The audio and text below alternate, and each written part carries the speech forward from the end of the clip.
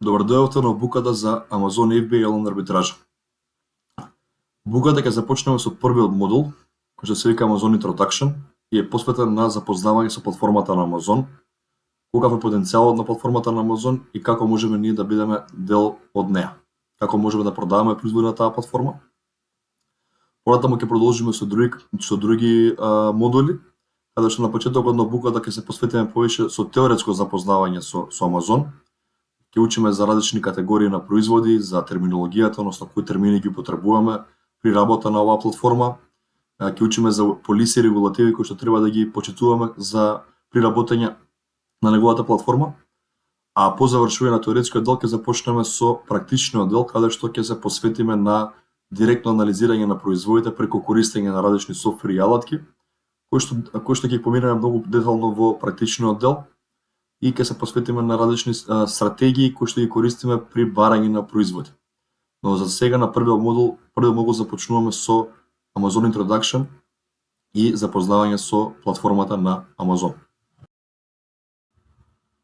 Значи првиот модул не е посветен за Amazon Introduction. Поентата на Amazon Introduction е, како што напоменав на почетокот, да се запознаеме со што е тоа Amazon, компанијата Amazon, како и на како функционира системот на испорака на производи, на складирање и така натаму. Пред се има некои статистички информации на кои што ќе обрнеме внимание. Прво, што ви напоменале, што представува Amazon. Значи, општо кажано, е четврта најголема компанија во светот, која во 2024 година направила вкупен промет од 638 милиарди долари, од кои 387 милиарди долари се од продажби само во Америка. Значи, доминантен америчкиот пазар во однос на другите пазари во кои што Amazon има marketplace, односно 60% од вкупната продажба се случила токму на америчкиот пазар.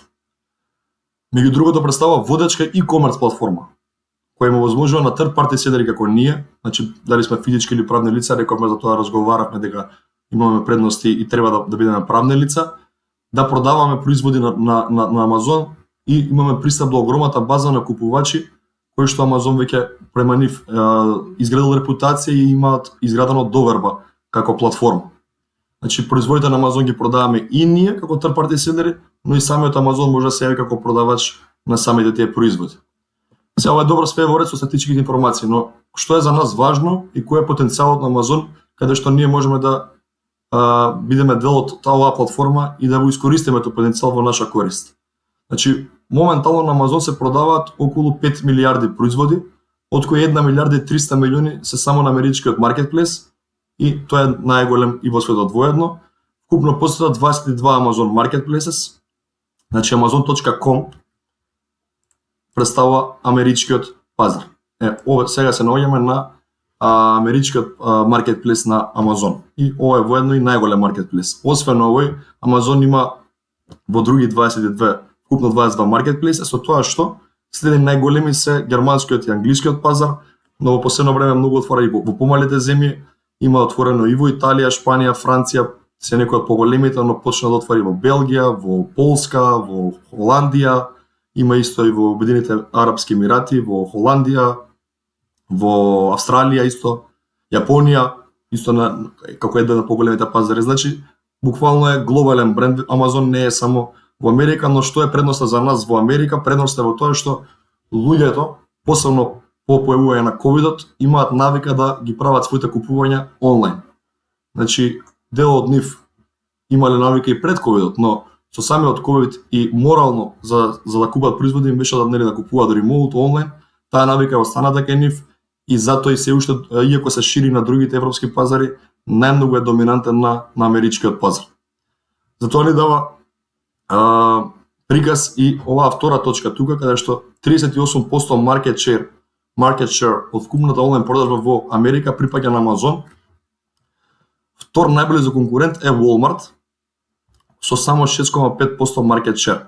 Сега со Amazon и Walmart тие се најголемите продавници во Америка, посебно e-commerce продавници, тоа што Walmart историски е доста по стара компанија и продавница, со тоа што самиот Amazon и неговиот систем на работа на вклучување на да стане маркетплейс и да вклучи други продавачи како нас кои што продаваат производи успеа да ги превземе, да речам, голем дел од погодностите да им ги понуди на самите потенцијални купувачи во Америка и затоа да го доминира маркет шерот. Тој чекор пред некоја година почна да го следи и самиот Walmart, затоа што виде дека кога имаш понуда од други third party селери и не си директен продавач, единствено директен продавач на производите, потенцијалот е поголем поради тоа што понудата на производи е поголема. Затоа ќе збориме за кратко во некој наредни слайдови што значи ова за нас.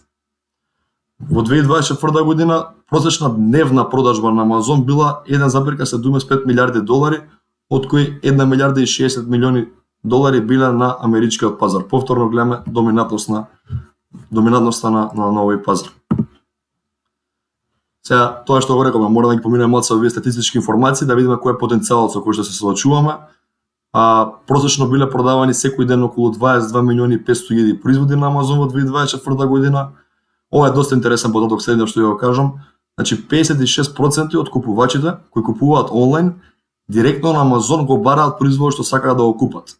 А на Google Search бараат 42%. Значи луѓето во Америка веќе кога сакаат да купат нешто, имаат навика прво на Амазон да барат, а потоа на Google. Поголем дел гледа повеќе од полу пазарот бара прво на Амазон, па потоа ако барат на некои други search engine или други продавници.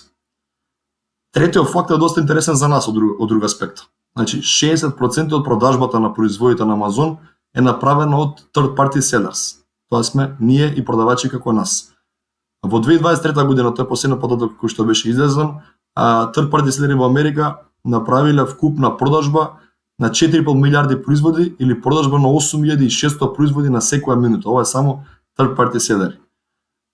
И на америчкиот пазар постојат 1,1 милиони third party селери моментално, тоа се активни продавачи, затоа што има голем дел на продавачи кои што во Америка само се отвориле акаунт, но не започнале со продажба или во меѓувреме станале неактивни продавачи.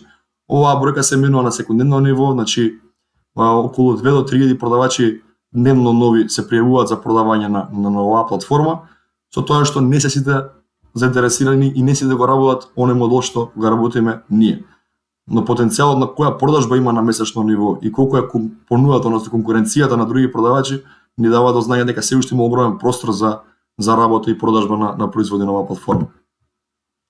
Се она што е најинтересно за мене, зашто Амазон е лидер во светот на e-commerce. Ова е буквално 4 точки, први главни точки кои што сум ги увидел дека им влијаат на купувачите да секогаш се враќаат кај Амазон и секогаш прво него го проверуваат и му веруваат пред се на него. Пред се првиот факт е дека има голема понуда на производи, значи над 5 милиарди производи низ целиот свет, милиарда и 300 рековме се во Америка, тоа е огромна понуда, значи буквално што да побарате на Амазон најверојатно го има. Но тоа е прво главен факт кој што влијае во споредба со самите други конкуренти на Амазон, значи други продавници или маркетплейс во Амазон. Зашто? Од причина што не постојат други продавници што се големи колку него, не постојат други продавници кои што имаат ваква понуда на производи 5 милиарди или милиарда и 300 ако се фокусираме само на америчкиот пазар, но исто така и различниот, односно диверзификацијата на портфолиото продажно. Што сакам да кажам по тоа? Различен тип на категории на производи. Значи не продава само производи од бјути категорија, од хелт категорија или спорт, продава се менува и тоа, но 35 до 36 категории моментално се активни на Амазон, каде што ако во други некои продавници одиме ќе начекаме дека има 5 или 10 категории, овде има доста поголема понуда. Најголемиот, тоа е еден факт. Вториот што мислам дека исто така е доста важен за самите купувачи, можете и од ваш аспект да тргнете, ако барам некој производ и доста често се случува да е out of stock или да го немаат на залика, следен пат кога ќе купувам ќе барам од друга продавница затоа што едноставно не можам да го најдам во таа продавница каде што сум барал. Овој проблем кај Амазон е решен поради нашата понуда како third party селери. Значи секогаш инсток на најголем дел од производите. Како функционира овој систем? Амазон, рековме, може да се појави како директен продавач на производите, но тие производи може да ги продаваме и ние како third party селери. Кога другите продавници кои што не се маркетплейси и кои што не дозволуваат продажба на производи од страна на third party селери, ќе ја потршат својата залика која што директно ја продаваат, тогаш додека дојат додека дојде нова количина да имаат на залих и да продаваат, производот ќе биде out of stock и никој нема да може да го купи. Во случајот на Амазон, без разлика дали Амазон го продава или 20 различни third party селери, секогаш кога некој ќе отиде out of stock, во најголем дел случаите некој друг има производ на залих. Значи, понудата што ја дава е секогаш да можеш да купиш во кој момент и да пристапиш, и тоа е за најголем дел од производите. Мислам дека тоа е од психолошки аспект многу влијателно кај самите купувачи. Третиот фактор што е исто така многу важен, посебно во Америка во динамично време на живење, е брзата испорака. Значи луѓето од аспект на зашто функционира Амазон, некогаш таа брза испорака значи да го добијат производот во истиот ден кога го нарачале. Некогаш во наредите ден-два, но тоа е брзината и гаранцијата од страна на Амазон дека ќе го добијат во најбрз можен рок. Тука е и она нимата насоченост кон купување на Амазон. За Америка е доста голем континент и многу држави, доста просторно се големи, каде што ако некој човек сака од дома да излезе и да купи производ, не може пример да е како во Македонија помала земја и да одиш 5 минути до некоја продавница да купиш. Во Америка може да патуваат 20 минути до некоја продавница, па многу сообраќаи и гужви, губат време, и затоа плюс ова им доаѓа до знаење дека во ред ќе почека може еден ден, но дома си седам и не се брзам, ни правам трошоци, ни губам време за производ. И она што кажав заедно со првиот дел, каде што има голема понуда на производи, диверсификацијата на продажно портфолио, значи понуда на производи од голем број различни категории. Не се само 2, 3, 5, имаат, реков, 35 различни категории, се што може да побараме, може да го најдеме на Амазон.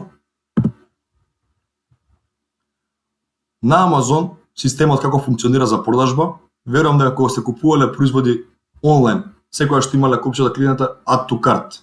Така функционира системот на Амазон. Ова копче се вика Buy Box или Featured Offer копче. И тоа е копче кое што Амазон ја прикажува најдобрата моментална понуда на производ. За ова копче ќе разговараме многу подетално во практичниот дел, како се ротира, како се врши продажбата. Можам да ви покажам директно сега и на Amazon.com некој производ што сум рандом производ да видиме како всушност се изгледа на самата платформа тоа што го зборувам. Сега на кратко ќе се навратиме подетално понатаму. Значи целото ова копче не го представа Buy Box или Featured Offer копчето. 80% од продажбите на Amazon се случуваат преку ова копче. Значи ако кликнеме се Add to Cart и го платам производот, 80% преку ова копче се случуваат продажбите. Наша цел е да успееме да го имаме ова копче во наша сопственост. Значи ова копче ротира помеѓу поголем број на продавачи кои што го продаваме истиот производ на америчката платформа, со тоа што ова што го гледа тука Sold By е името на storefrontот или продавницата која што third party селерот кој што го продава моментално овој производ. 20% од продажбите се случуваат на друг начин, каде што гледате ова што пишува Other Sellers on Amazon, треба да кликнеме на ова копче и да бараме сами некоја понуда, ако сме од улога на купувач, каде што можеме да го да одбереме лично понуда од некој друг купувач, дали има подобра дата на испорака, дали цената и која е поскапа, ако побрзо го добиеме, сакаме тоа да го направиме, но за ова ќе се навратиме да не забегаме се од првиот модул. Она што сега треба да го запамтиме е дека Амазон и неговиот алгоритам контролираат кој е во сопственост на ова копче, дали ова ќе стои нашето име како продавачи или некој друг, со цел да си ги оптимизираме нашите шанси за продажба. Потоа има модели на испорака на производите, FBA и FBM. Значи FBA моделот што го работиме ние на оваа обука, затоа и рековме дека е доста автоматизиран процес, представува скратените за Fulfillment by Amazon. Тоа е модел на испорака на производи кој што ги продаваме на платформата на Amazon, при што Amazon е одговорен за складирање на производите во неговите магазини, транспорт на истите до крајниот купувач, како и за customer service. Ова замислете го од овој аспект. Кога ние би нашле производ и би креирале наш листинг, ќе дојдеме во терминологија што представува листинг, едноставно кога би се појавиле како понуда, дел од овие 50-20 продавачи тука кога би биле, и кога некој купувач ќе купи од нас Add to Cart и ќе го плати производ, ние тука имаме целосна автоматизација од тој дел. Зашто? Затоа што нас не стига нотификација дека производ тргнал да се испорачува кон крајниот купувач. Но ние немаме никаква директна инволвираност во ова. Амазон сам го зема производот, сам го испорачува кон крајниот купувач. Тоа е моделот FBA. Доколку некој купувач има барање или прашање околу производ, повторно Амазон е одговорен за customer service, затоа и ние го плаќаме преку моделот FBA. FBM од друга страна е скратеnica за Fulfillment by Merchant. Самиот продавач на производите е одговорен за нивно складирање, транспорт и customer service. Значи, исто се она за што е одговорен Амазон во FBA моделот, би биле одговорни ние директно во моделот FBM. Тука има многу повеќе, да речам, физичка работа, односно посветеност на барање на магазини кај што ги складираме производите, организација на транспортот до крајниот купувач и пишување и објаснување со потенцијални купувачи за одреден производ. Затоа е многу по-автоматизиран процесот FBA, повеќе од 90% од продавачите на Амазон го користат FBA моделот, токму од тој аспект, значи наше да се фокусираме на анализирање и барање на производи, логистичкиот дел веќе ни е организиран.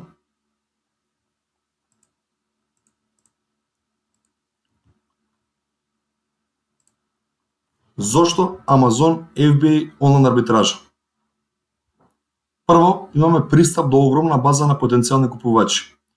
Се замислете ако работите некој друг бизнес на продажба на производи во Америка, каде што можеби Shopify ќе го користите како платформа, можеби ќе отворите директно свој вебсайт, дали преку Shopify или директно, тоа е се во ред, тоа е различен модел на работа, но кој е потенцијалот и која е предноста на користење на Амазон? Имаме пристап до огромна база на потенцијални купувачи кои што секојдневно купуваат различни производи од Амазон. Ние за тој трафик и таа база на потенцијални купувачи да успееме да донесеме на свој вебсайт да го продаваме, потребен е огромен маркетинг и релевантност на самиот сајт, дека не сме скемери, дека продаваме легитимни производи, дека има задоволни купувачи од нашите производи, но тоа е процес кој што се гради, можеби за некој подолго, за некој пократко, но ние тука го прескокнуваме цел тој процес и добиваме база на огромна база на потенцијални купувачи. Второто нешто што е многу важно зашто онлайн арбитража пред се, е затоа што им продаваме брендови кои што имаат веќе постоечка побарувачка. Значи, кога работиме во теоретскиот дел ќе поминеме низ различни бизнис модели кои што постојат за продажба на Амазон. Рековме дека нашиот бизнис модел се вика онлайн арбитража и дека представува продажба на брендирани производи кои што ги купуваме од други продавници за пониски цени, ги продаваме на Амазон за повисоки цени. Тоа представува овој производ, како пример ќе го земеме, ова капчево што е Mercedes AMG Petronas Formula 1 2024 Team Head. Наша задача во моделот онлайн арбитража ќе биде токму овој модел по оваа идентичниот производ да го најдеме за поевтина цена од друга продавница. Ова се софтвери за кои што ќе ги поминеме во претишниот дел.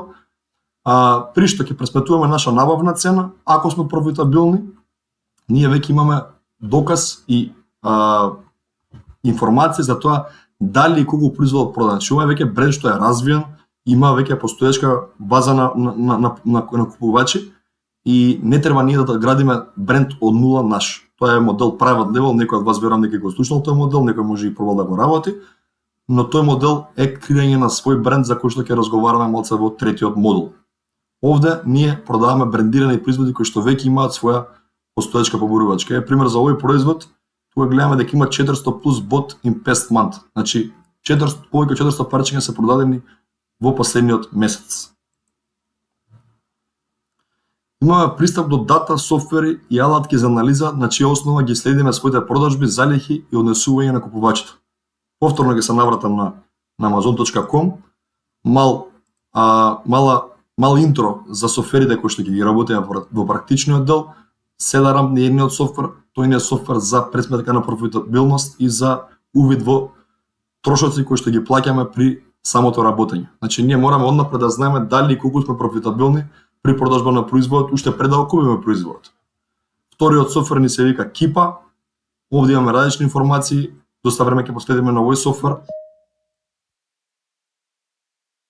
На овој софтвер, со тоа што имаме информации како историско движење на продажна цена, тоа е оваа розова линија, тоа е бајбоксот, оваа плава линија е конкуренцијата, имаме информации како побарувачка на производ, истите индикатори ни се жолтава и зеленава линија.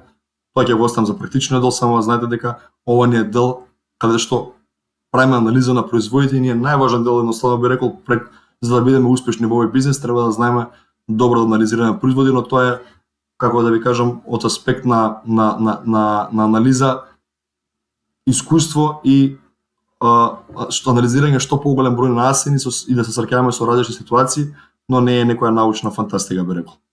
Ако сега сум изгасил доста тука информации, ќе поминеме ни сите овие информации во практичниот дел, но не е нешто страшно. За крај, онлайн арбитража во споредба со другите модели што ги збориме во третиот модул, која е предноста, како што јас сум ја увидел предноста на овој бизнес модел. Значи имаме диверзификација на нашето продажно портфолио и на капиталот. Не постои ограничување за MOQ. MOQ значи Minimum Order Quantity. За некои од другите модели постои MOQ, кој што треба да го исполниме со цел да можеме да купиме одредена количина од таму кај што сакаме да купуваме. Затоа што купуваме ние од други продавници од Америка онлайн, ние не треба да имаме MOQ за било кој производ. Значи можеме да купуваме и препродаваме по една единица од секој производ. Ова што кажував тука од оваа капа, ако гледаме дека нема доволно побарувачка и сакаме само да тестираме дали се продава, може да купиме едно парче, две парче, колку сакаме и да ги продаваме на Амазон. И самиот факт што веќе овие брендови се развиени, кои што имаат веќе постоечка побарувачка, нас не укажува дека ние немаме потреба од маркетинг.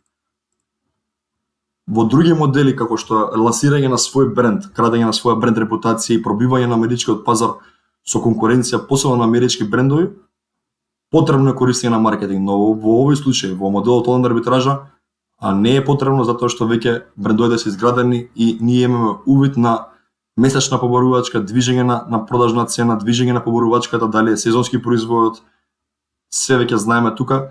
Кога носиме помали количини, не мора да е едно, може и 10, 20, 30 парче купиме од некој производ. Не можеме секогаш да влијаеме на колку количина тековно ќе купуваме. Значи дали ќе купуваме производ на секои 3 месеци или на секои 4. Затоа што нели во одредени случаи при работа овој модел зависиме од тоа колку и дали има попусти. Ако има попусти на секои 2 месеци и нас не се исплати производ, имаме профитабилност и добра побарувачка, тоа може да купуваме на 2 месеци. Но не зависи од нас.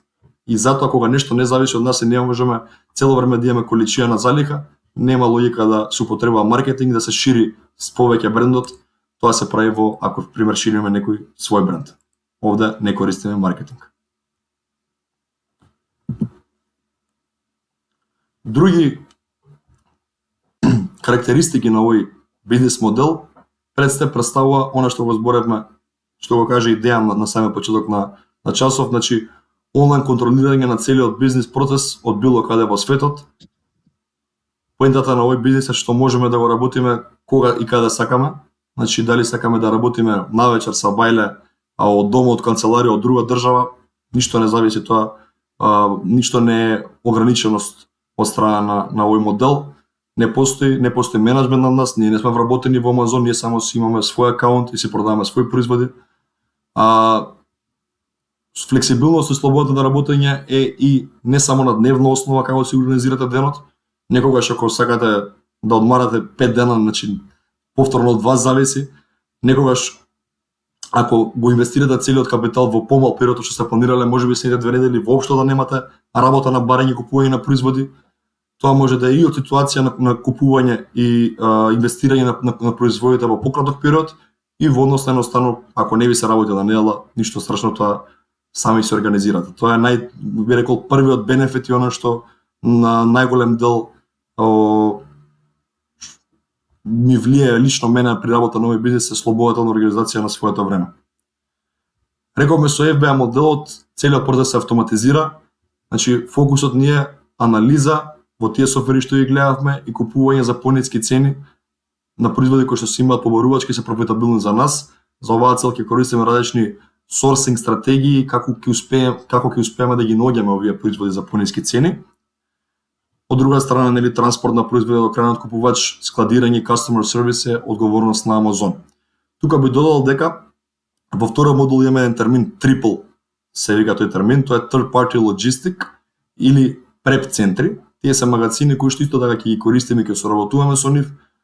Тие се посебни бизниси од страна на Амазон, не се како под фирмата Амазон, посебни бизниси се, но соработуваат со продавачи како нас. Нивната цел и суштина на работење е во прием на производите од продавниците кои што ги купуваме, ги спраќаме во тие магазини, тие прават инспекција на производот, значи дали е оштетен, дали е коректно, дали е точниот производ, го пакуваат според критериуми и стандарди на Амазон и го организираат транспортот на истите тие производи до Амазон. Потоа Амазон прави прием на производите во неговите магазини, прави дистрибуција низ магазините во Америка. Моментално мислам дека се над 120 магазини кои што има или fulfillment центри наречени во Америка, и всушност таму се складирани нашите производи се до моментот додека не се продадат. И затоа тој процес нас не е целосно автоматизиран и можеме да контролираме од каде сакам. Во споредба со некои од други бизнис модели, онлайн арбитража не е модел за кој што е потребен огромен капитал почетен. Стратегијата е важно да се научи самиот практичен дел, како функционира едноставно бизнисот, да видиме дали треба подобриме нешто во нашата анализа, дали треба подобриме нешто во нашите сорсинг стратегии, и потоа може капиталот да се зголемува. Но во споредба со некои други бизнис модели, например, повторно ќе го земам private label како референтен бизнис модел, да би рекол дека моментално може би е потребен веќе од 15-20 долари почетен капитал за работење на тој бизнис. Сумата за работење на онлайн арбитража е доста помала, затоа што едноставно имаме ниски фиксни месечни трошоци и немаме ограничување на MOQ, што го напоменав поворе, колку количина да купуваме индивидуално од секој производ. Кога кажувам ниски фиксни месечни трошоци, тие ни се движат околу 130 долари месечно за работење на овој бизнис. Тие се трошоци кои што ги плаќаме без разлика дали сме продали или не сме продале производ. Оние други трошоци што ги плаќаме се поврзани со самата инвестиција и купување на производи, но нормално тие инвестиции ги правиме за да оствариме профит. Последната карактеристика која што ми е доста важна и која што би ја напоменал за овој бизнис и зашто ми се допаѓа моментално најмногу од сите други кои што сум ги разгледал, е don't put all your eggs in one basket, значи придонесување за оптимизација на профит и зголемување на брзина на продажба на производите и враќање на инвестицијата. Што сакам да кажам со оваа фраза? Значи, едноставно кога ќе анализираме производи, поради самиот факт дека немаме ограниченост на тоа колку количина купуваме од секој производ поединечно, ние можеме да бидеме колку што е можно по-точни во самата анализа и да го предвидиме бројот на парчиња кои што реално би можеле да го продадеме за секој поединечен производ. И многу е полесно кога ќе имаме 5 парчиња од 5 различни производи, тие 25 парчиња можеме многу полесно да ги продадеме во споредба ако продаваме 25 парчиња од еден производ. Значи тука е прашањето од диверзификација на ризик, ризикот не од непродажба на производот, ризикот од намалување на брзината на продажбата, што е во наша корист, а од втор аспект ризикот од зголемена конкуренција. Значи рековме дека не сме единствени продавачи на овие производи. Овие производи ќе ги продаваат и други продавачи како нас, со тоа што нормално ако има поголема конкуренција, цената продажна на производ на Амазон ќе почне да паѓа и нашето време за враќање на инвестицијата може да се одложи. Ние ќе носиме тука одлука дали ќе ја пратиме таа продажна цена со цел да продадеме нашата залиха и да си ја вратиме инвестицијата, или пак ќе почекаме тие што намалиле цената да ја поддржат својата залиха, а ние да продадеме од кога тие ќе бидат out of stock со својата залиха. Ова е некој интро кој што сакам да го покажам. Amazon.com е оваа платформа на која што ќе се ориентираме и ќе се фокусираме при самото работење. Овде ги правиме директните анализи на пазарот со користење на овие два софтвери кои што ги напоменав. Теоретскиот дел ни е наменет за првиот модул, рековме за Amazon Introduction, сега за кратко ќе почнам со вториот модул, каде што ќе разговараме за терминологијата на Amazon. Но поголем дел од обуката ќе се посветиме на практичниот дел, барање на производи, анализирање во софтверите, сорсинг стратегии и така натаму. Со ова го завршуваме првиот модул и вториот модул ќе ни биде посветен на терминологијата на Amazon, односно ќе се запознаеме со различните термини кои што ги користиме при работење на овој бизнис.